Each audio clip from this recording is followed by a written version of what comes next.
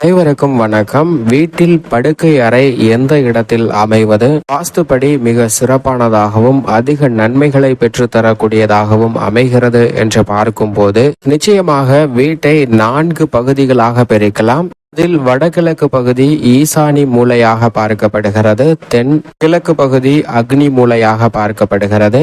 வடமேற்கு பகுதி வாயு மூலையாகவும் தென்மேற்கு பகுதி கன்னி மூலையாகவும் பார்க்கப்படுகிறது.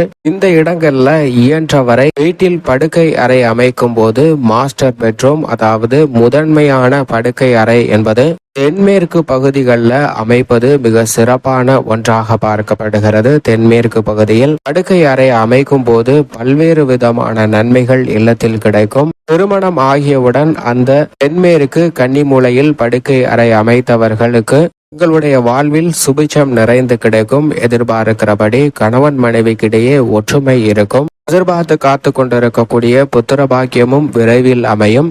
வீட்டில் செல்வ வளமும் பெருகுவதற்கான யோகம் கிடைக்கும். கன்னிமூலை அவ்வளவு சிறப்புகளை அள்ளித்தரக்கூடிய ஒன்றாக பார்க்கப்படுகிறது.